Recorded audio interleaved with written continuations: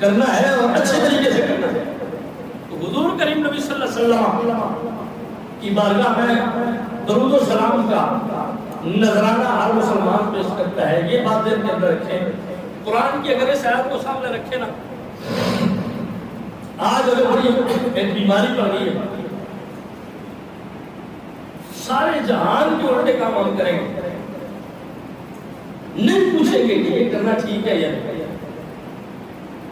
کسی نے سود پر انویسٹمنٹ کی ہوگی، نہیں آئیں گے مولوی صاحب کو بات پوچھیں گے یہ کرنا ٹھیک ہے، رشوت لے دے رہے ہیں مان کے لیتے دیتے، نہیں پوچھیں گے جناب یہ کیا کہتے ہیں اس کے بارے میں، کیونکہ اپنا نفع ہے، اپنا مفاد ہے۔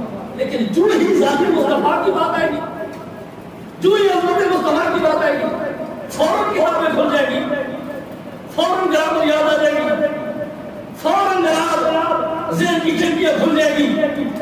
وہ جی حضور کو یہ کہنا چاہیے یا نہیں کہنا چاہیے، حضور کے بارے میں یہ کہہ سکتے ہیں یا نہیں کہہ سکتے ہیں۔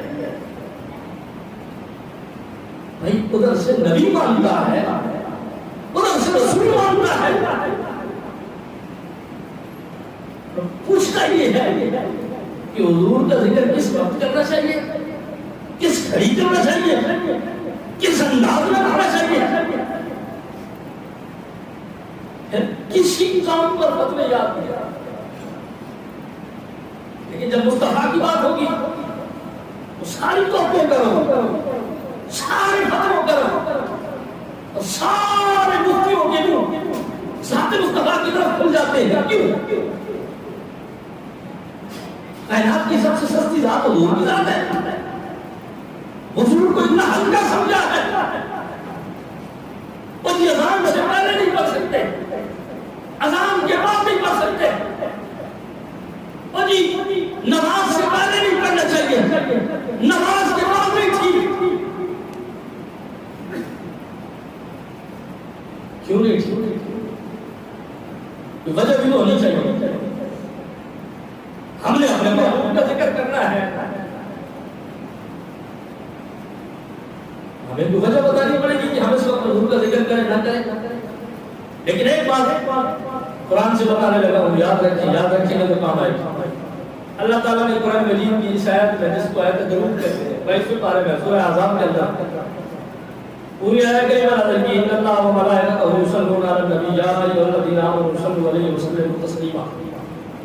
پوری آیت کریمہ میں کسی جگہ پر اللہ تعالیٰ نے کوئی وقت بیان نہیں کیا کہ اس وقت مصطفیٰ کی ذات پر درود پڑھو تو اس وقت نہ، کوئی وقت نہیں بیان کیا۔ عربی کا اصول یہ ہے، کہتا یہ ہے کہ جب کوئی حکم مطلق بیان کیا جائے تو آپ اور میں یہ ضرورت نہیں رکھتے کہ اس کو مقید کر دیں۔ المطلق علی یجری علی اطلاقہ، کہ مطلق اپنے اطلاق پر وہ باقی رہتا ہے، اور المقید علی تقییدہ، مقید اپنی قید پر برقرار رہتا ہے۔ قرآن نے اگر کسی کو مقید کر کے بیان کیا ہے تو وہ مقید ہی رہے گا، اور قرآن نے کسی کو مطلق بیان کیا ہے تو مطلق ہی رہے گا۔ اب قرآن مجید نے جب کہا کہ ایمان والوں مصطفیٰ کی ذات پر درود و سلام بھیجو، تو اس نے جب کوئی وقت بیان نہیں کیا تو ہم کون ہوتے ہیں کہ کہیں جی اس وقت پڑھ سکتے ہیں، اس وقت نہیں پڑھ سکتے، نماز کے اندر پڑھ سکتے ہیں، باہر نہیں پڑھ سکتے۔ اور دوسری بات بتانے لگا ہوں، ایک تو یہ کہ اس نے وقت ہی نہیں بیان کیا کہ اس وقت پڑھ سکتے ہو، اس وقت نہیں پڑھ سکتے، اور دوسرا یہ کہ اس نے کوئی خاص درود بھی نہیں بتایا کہ یہ پڑھ سکتے ہو اور یہ نہیں پڑھ سکتے، نہ وقت بتایا ہے کہ اس وقت پڑھو اس وقت نہ پڑھو۔ اذان سے پہلے دل آتا ہے، حضور سے محبت جوش مارتی ہے، اذان سے پہلے پڑھو، اذان کے بعد مصطفیٰ کی ذات پر درود پڑھنے کا دل کرتا ہے، اذان کے بعد پڑھو، فجر کی نماز کے بعد دل کرتا ہے، فجر کی نماز کے بعد پڑھو، فجر کی نماز سے پہلے پڑھنے کا دل کرتا ہے، فجر کی نماز سے پہلے پڑھو، ظہر کے بعد دل کرتا ہے، ظہر کے بعد پڑھو، عصر کے بعد دل کرتا ہے، عصر کے بعد پڑھو، مغرب کے بعد دل کرتا ہے، مغرب کے بعد پڑھو، عشاء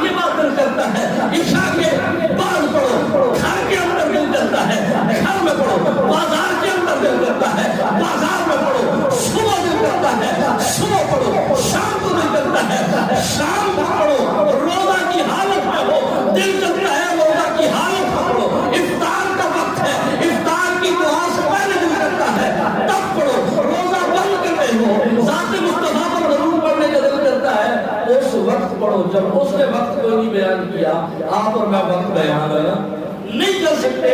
جب جس وقت تمہارا دل چاہے اس پوزیشن میں ہو کہ مصطفیٰ پر درود پڑھ سکتے ہو تو مصطفیٰ کی ذات پر درود پڑھو. یہ جو پوزیشن کا میں نے ذکر کیا ہے نا, وہ اس وجہ سے کیا ہے کہ مثال کے طور پر ایک بندہ بیت الخلاء میں ہوگا, اب وہ اس پوزیشن میں ہے کہ وہ مصطفیٰ کی ذات پر درود نہیں پڑھ سکتا.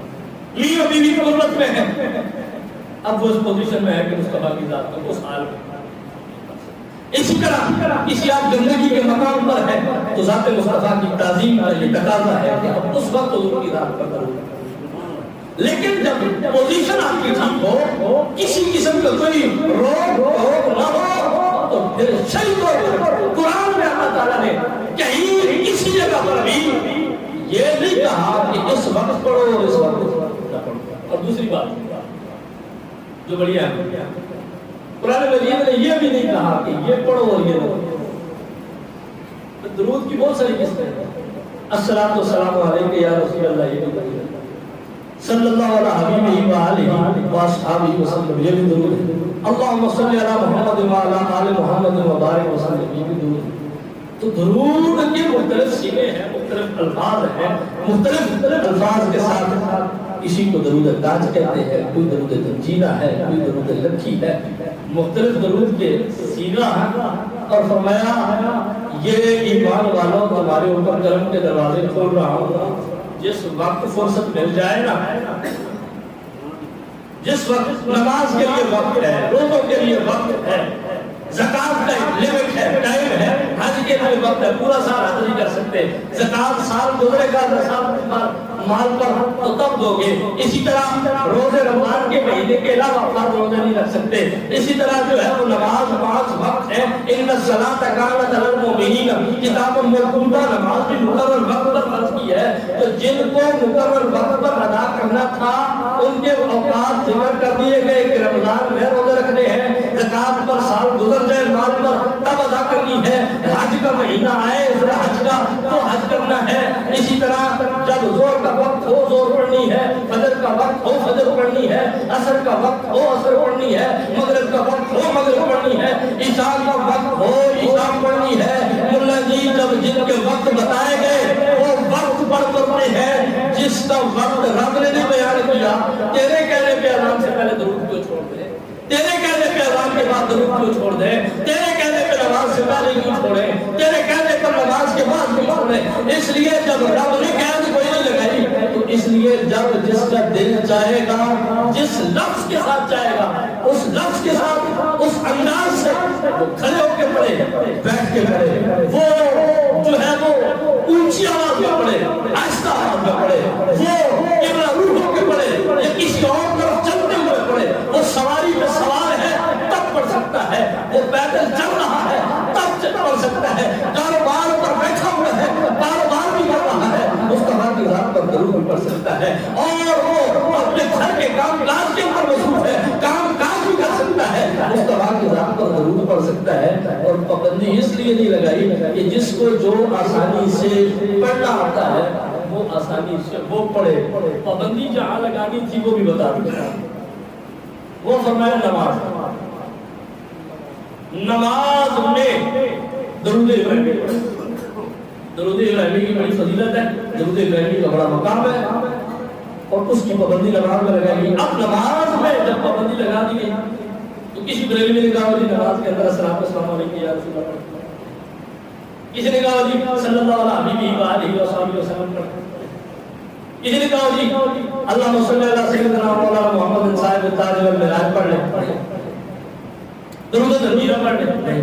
بھئی جب حضور نے کہا کہ نماز میں درود ابراہیمی ہی پڑھنا ہے تو درود ابراہیمی ہی پڑھنا ہے.